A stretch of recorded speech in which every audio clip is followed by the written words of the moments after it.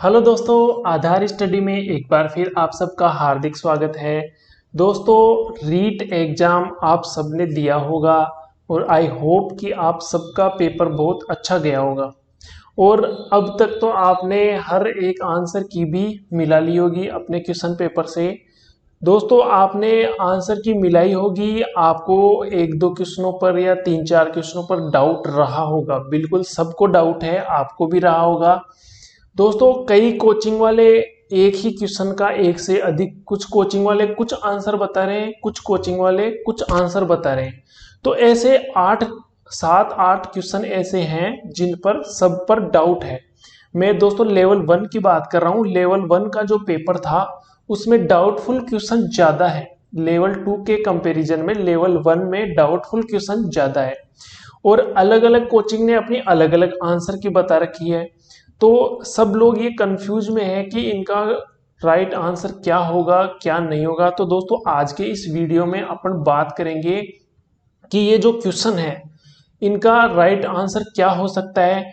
या तो देखो, अलग अलग कोचिंग अलग अलग आंसर बता रही है, इसका मतलब है कि या तो वो क्वेश्चन गलत है या फिर उस क्वेश्चन में एक से ज्यादा ऑप्शन सही है। इस वजह से अलग अलग कोचिंग वाले अलग अलग आंसर उनका बता रहे हैं। दोस्तों, आज के इस वीडियो में अपन एक सामान्य चर्चा करेंगे कि कौन सा ऑप्शन उन क्वेश्चन का राइट हो सकता है। ये एक सामान्य चर्चा रहेगी, ये कोई फाइनल आंसर नहीं रहेगा। हो सकता है मैं कुछ और आंसर बताऊं, आपने कुछ और सोच रखा है तो आपको ये लगेगा कि ये आंसर नहीं हो सकता, तो उससे आपको टेंशन लेने की कतई आवश्यकता नहीं है। ये मैं पहले क्लियर कर देता हूं। दोस्तों, ये जो क्वेश्चन है ये ऑब्वियसली डाउटफुल क्वेश्चन है और इनका जो आंसर है वो माध्यमिक शिक्षा बोर्ड क्या मानती है वही इनका आंसर रहने वाला है। लेकिन एक चीज जरूर है, अपन इन क्वेश्चन पर ऑब्जेक्शन जरूर लगा सकते हैं। बाकी जो भी क्वेश्चन है वो वही रहने वाले हैं, लेकिन 7 8 क्वेश्चन ऐसे हैं जिन पर अपन ऑब्जेक्शन लगा सकते हैं। अगर आपने जो क्वेश्चन किया है वो आंसर माध्यमिक शिक्षा बोर्ड नहीं मानती है तो आप और हम उस पर ऑब्जेक्शन लगा सकते हैं। तो दोस्तों, कुछ क्वेश्चन है जिन पर आज मैं डिस्कस करूंगा। वो क्वेश्चन कौन से हैं? जैसे सबसे पहला क्वेश्चन है मैथ का। ये क्वेश्चन है, उसमें दो दशमलव संख्याओं का ये गुणा दे रखा है और इस संकल्पना को समझने के लिए उचित अधिगम शिक्षण अधिगम साधन। दोस्तों, ये जो क्वेश्चन है ये सीटेट 2019 में आया हुआ क्वेश्चन है। ये जो क्वेश्चन है ये सीटेट 2019 में आया हुआ है और वो एग्जाम थी जुलाई की।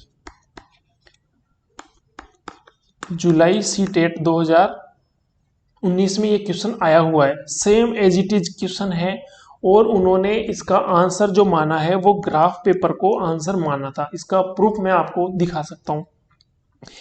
ये जो क्वेश्चन है ये सीटेट 2019 में आया हुआ क्वेश्चन है। सेम क्वेश्चन की लाइनिंग वो की वो है, केवल ये संख्या में चेंज है और कुछ नहीं है। और ऑप्शन भी सेम वो के वो है, डायनिस ब्लॉक है, टेलर गिनतारा है, संख्या चार्ट है और ग्राफ पेपर है। ये क्वेश्चन सीटेट में आया हुआ है। अब इस क्वेश्चन का आंसर कुछ कोचिंग वाले ग्राफ पेपर बता रहे हैं, कुछ डायनिस ब्लॉक बता रहे हैं, कुछ संख्या चार्ट भी बता रहे हैं और कुछ तो ऐसे हैं जो अबेकस भी बता रहे हैं। तो दोस्तों, इस क्वेश्चन का जो सीटेट ने आंसर माना है ये आप देख सकते हो, क्वेश्चन नंबर 51 है और ये इसकी आंसर की क्वेश्चन नंबर 51 में ऑप्शन नंबर 4 इसको राइट माना है, यानी कि ग्राफ पेपर इसको राइट माना है। अब अगर माध्यमिक शिक्षा बोर्ड कुछ भी इसका आंसर मानती है तो अपने पास ये प्रमाण है कि ये सीटेट में आया हुआ क्वेश्चन है। इसके अलावा आगे की बात करें तो दोस्तों, आगे जो क्वेश्चन है ये जो क्वेश्चन है इस पर भी सबसे ज्यादा डाउट है। कुछ कोचिंग वाले इसको प्रतिबिंब भी बताते हैं, कुछ कल्पना भी बताते हैं, कुछ तर्क भी बता रहे हैं। और ये जो क्वेश्चन है माध्यमिक शिक्षा बोर्ड जो आंसर मानेगी वो सही रहेगा, फाइनल रहेगा। लेकिन ऑब्जेक्शन लगाने लायक ये क्वेश्चन है, कौन सा संबंधित नहीं है ये पूछा है इसमें। तो दोस्तों, मैं अपने अकॉर्डिंग अगर बताऊं तो देखो, पूर्व अनुभव ये जरूर सीखने से बिल्कुल संबंधित है। फिर उसके बाद कल्पना, तर्क और प्रतिबिंब, इन तीनों ऑप्शन में कंफ्यूज है। अब प्रतिबिंब रिफ्लेक्शन लिखा हुआ है, अर्थात प्रतिबिंब जो बिंब बनते हैं दिमाग में, चित्र बनते हैं। जैसे जोड़ का कोई क्वेश्चन है, 4 + 4 क्या करने हैं, तो ये जैसे ही मैंने प्लस बोला तो आपके दिमाग में जो प्लस का निशान है उसका एक प्रतिबिंब बनता है, तो वो ही प्रतिबिंबन है, उनसे बालक सीखता है। तीसरा ऑप्शन है कल्पना। कल्पना, कुछ कोचिंग वाले कल्पना आंसर बता रहे हैं, वो कल्पना को जोड़ रहे हैं चिंतन से, कि जो अमूर्त चिंतन होता है वो कल्पना पर आधारित होता है। लेकिन दोस्तों ये क्लियर करने वाली बात है कि यहाँ पे चिंतन नहीं पूछा है, यहाँ पे सीखने से संबंधित, अधिगम से संबंधित पूछा है। हाँ, अगर यहाँ पे चिंतन होता तो आंसर कल्पना हो सकता था, लेकिन इसका राइट आंसर मेरे अकॉर्डिंग तर्क होना चाहिए, क्योंकि एक तो देखो तर्क होता है रीजनिंग वाला, अगर यहाँ पे इंग्लिश में रीजनिंग लिखा हुआ होता तब भी आंसर कल्पना हो सकता था, लेकिन इंग्लिश में आर्ग्यूमेंट लिखा हुआ है, तर्क का इंग्लिश में आर्ग्यूमेंट लिखा हुआ है। अगर तर्क की जगह यहाँ रीजनिंग लिखा हुआ होता तो बाल्यावस्था की जो 12 वर्ष का जब बालक हो जाता है तब वो तर्क, जो रीजनिंग वाला जो तर्क है वो करना उसका प्रारंभ हो जाता है, लेकिन आर्ग्यूमेंट उसका प्रारंभ नहीं होता है। इस वजह से मेरे अकॉर्डिंग इसका आंसर तर्क होना चाहिए। बाकी अगर आपने जो भी सही किया है आप उसको सही मान सकते हैं, मैं अपने अकॉर्डिंग बता रहा हूं। ये जो क्वेश्चन है हिंदी में आया हुआ क्वेश्चन है, हिंदी भाषा में वाक्य के मनुष्य अंग होते हैं। दोस्तों आज तक कहीं नहीं, किसी किताब में नहीं है कि किसी वाक्य के भी कोई मनुष्य अंग हो सकता है, किसी भी किताब में ये बात नहीं है। ये जरूर मिस प्रिंट हुआ होगा, यहाँ पे मुख्य अंग होना चाहिए, प्रमुख अंग होना चाहिए। तो दोस्तों मुख्य अंग यहाँ पे अगर लिखा हुआ होता तो इसका राइट आंसर 2 होता, लेकिन मनुष्य अंग होने की वजह से सब कंफ्यूज हो गए। मनुष्य अंग होने की वजह से कुछ ये समझ रहे हैं कि जो सजीव, अगर वाक्य में सब सजीव अपन काम में ले, सजीव वस्तुओं के बारे में बात करें, तो वो ये तुक कहीं भी नहीं बनता है, मनुष्य अंग नहीं होता है। ये क्वेश्चन जरूर डिलीट होगा, आप इस पे जरूर ऑब्जेक्शन लगाइए, ये बोनस जरूर होगा क्वेश्चन। आगे बात करते हैं, जैव विविधता बायोडाइवर्सिटी शब्द किसने दिया था। दोस्तों इसका जो आंसर है WG रोजन, ये सब आंसर इसका बता रहे हैं, लेकिन आप गूगल पर सर्च करना जैव विविधता शब्द किसने दिया था, उसमें एक बेकन दास के नाम से एक वैज्ञानिक का नाम आता है, जिसने 1968 है, मे बी 1968 है, उसने एक किताब लिखी थी। उस किताब में सबसे पहले जैव विविधता शब्द का उसने प्रयोग किया था। उसके बाद WG रोजनबर्ग ने इस शब्द का प्रयोग किया था। अगर आप ये गूगल पर सर्च करोगे तो आपको आसानी से मिल जाएगा, एक बार सर्च करके आप जरूर देखना। तो ये क्वेश्चन भी अपन ऑब्जेक्शन में डाल सकते हैं। बाकी आप मैक्सिमम लोगों ने ये सही किया होगा, कुछ लोगों ने ये भी सही किया होगा। तो अगर जिनके देखो सही हो रहे हैं उनको कोई दिक्कत नहीं, जिनके क्वेश्चन गलत होते हैं वो इन पे बोनस लेने की प्रयास करेंगे, ऑब्जेक्शन लगाएंगे। तो मैं ये बता रहा हूँ कि इस पर भी ऑब्जेक्शन लगाया जा सकता है। आप गूगल पर सर्च करोगे तो आपको कुछ और नाम मिलेगा, दूसरी बार जिसने प्रयोग किया था उसमें ये नाम आपको देखने को मिलेगा। आगे बात करते हैं, वंशानुगत, कौन सा वंशानुगत रोग है।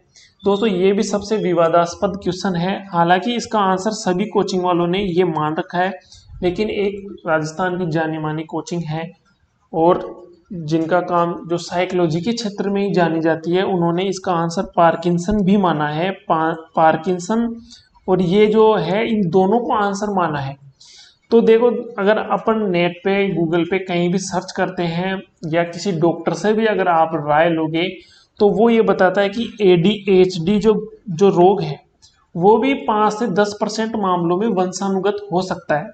पार्किंसन के बारे में भी यही आपको सर्च करने पर मिलेगा, या कोई भी डॉक्टर भी आपको ये बताएगा कि ये रोग 10% मामले ऐसे होते हैं जिनमें ये रोग बालक अपने पेरेंट्स से गेन कर लेता है।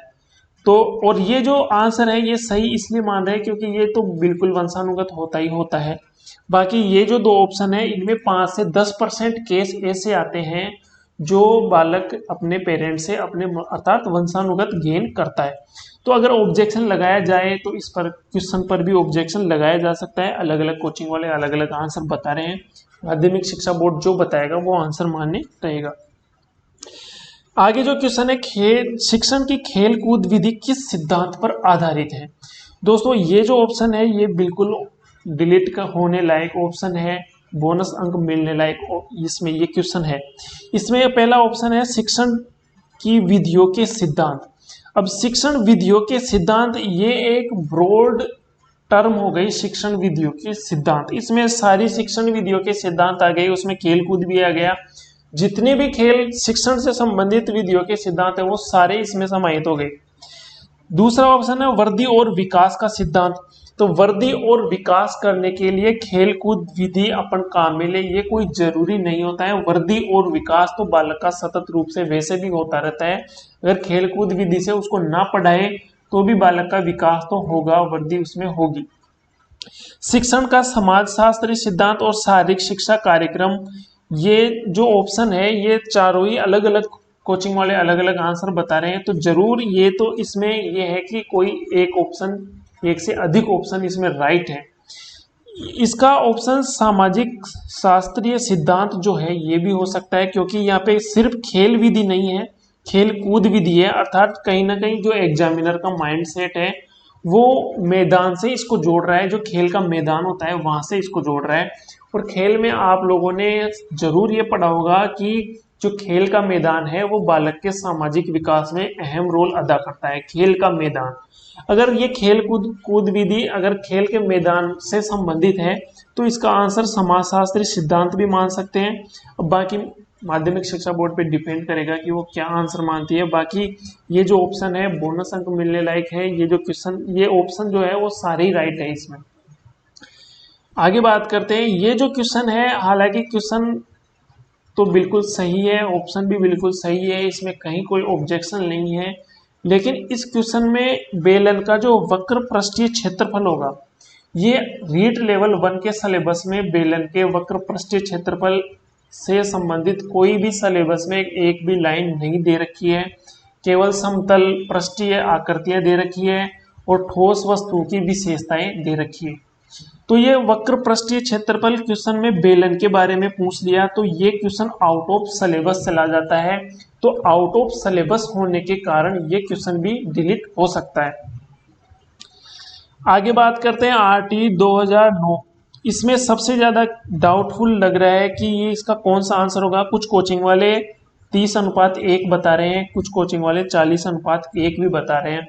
तो दोस्तों ये जो क्वेश्चन है इसमें आपने आरटी एक्ट में वो ग्राफ जरूर देखा होगा आपने। उसमें लिखा हुआ है कि अगर 60 स्टूडेंट होंगे तो 2 टीचर होंगे, 61 से लेकर 90 स्टूडेंट होंगे तो 3 टीचर होंगे, 91 से लेकर 120 स्टूडेंट होंगे तो 4 टीचर होंगे। ये उसमें एक चार्ट दे रखा है। आगे लिखा हुआ है कि अगर 150 तक होंगे तो 5 टीचर और 1 प्रधानाध्यापक होगा, और अगर 200 से अधिक हो जाएंगे तो अनुपात 40:1 से अधिक नहीं रहेगा।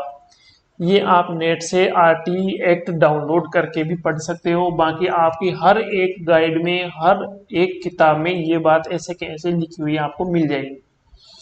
तो दोस्तों यहाँ पर अगर जो 30:1 जो आंसर बता रहे हैं वो बेस किस चीज को ले रहे हैं, वो केवल बेस इन 3 संख्याओं को बेस मानकर आंसर बता रहे हैं।